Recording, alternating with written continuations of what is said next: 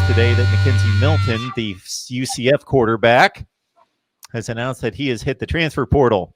And I believe he had a little bit of success with Scott Frost down there. Could that be a possibility? You know what? Nobody asked Coach Frost about that today, but I do expect that question to be coming probably Monday. He'll probably have to comment on that. But yeah, that was some big news. And, he's Milton, he played for Coach Frost. He played for Coach Verduzco. So, he knows those guys very well. So, yeah, why not? I'd imagine that with the success that he had under Coach Frost, that this would probably be on the top of his list right now. So, yeah, we'll see. We'll see. Yeah, and looking into Bebo's question right there, would it be beneficial or hindering to the quarterback room?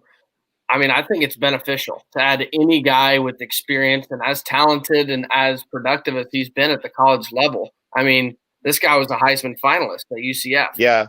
Granted, it was at UCF. I agree. I agree. Yeah, I mean, I just think that I actually went back and watched some of his highlights today, and he's kind of a gunslinger. Like, he loves to throw the ball downfield.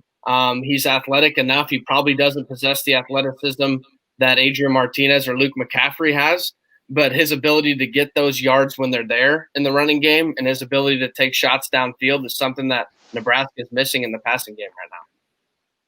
Yeah, and he's, I agree with that 100%. You bring in as many guys as you can because, in this day and age of college football, you got 3 good quarterbacks, 4 good quarterbacks. You're not going to be able to keep all of them.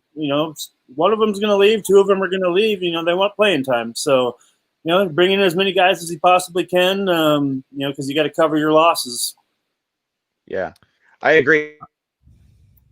I mean, it's hard to think right now, too. Even if you didn't bring him in, is Adrian or Luke a clear starter next year? We don't know. So, I mean, even next year, if you don't bring him in, maybe one of those guys isn't even here at all. So maybe it's just down to just Luke. So I would imagine that they would at least entertain going after him, especially if he reaches out and is interested in Nebraska. It's really hard. It's really hard after the whole Burrow thing to be like, no. So I would imagine that they would go after him. As somebody mentions in the live chat, I understand the American Conference is not the Big Ten, but 4,000 yards passing, 37 touchdowns, 9 picks, 67% completion percentage 1 year. The next year, 60%, 25 TDs, 6 picks. And there's a quarterback at Miami right now who played in the American Conference and transitioned to the ACC pretty well. I got to think he would be the best quarterback in the room if he's healthy and recovered from a devastating knee injury. That's the scary thing. You just don't know. I mean, you look. Well, he'd be around, and it would be 1 year. He'd have 1 year, correct? Milton would have 1 year.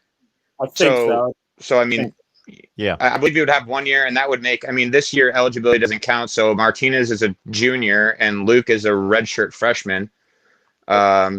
So I mean, those guys still all have eligibility even after Milton is done. And I mean, I think Frost has been pretty vocal too about, in the past, like, hey, this is a guy I wouldn't mind having on my staff. So I mean, who knows down the road? He comes to Nebraska, he plays, maybe he doesn't, and then maybe he sticks around and helps coach. And like he says, every job's up for grabs. It's a competition for every spot, every starting spot. Absolutely. Yeah, I believe he's been playing practice squad for UCF down there during their practices, and from what I've been reading, he's been doing really, really well. And they said he looks good because he's fully cleared now, but you don't know how the strength of his knee in the long run. So that's kind of the question.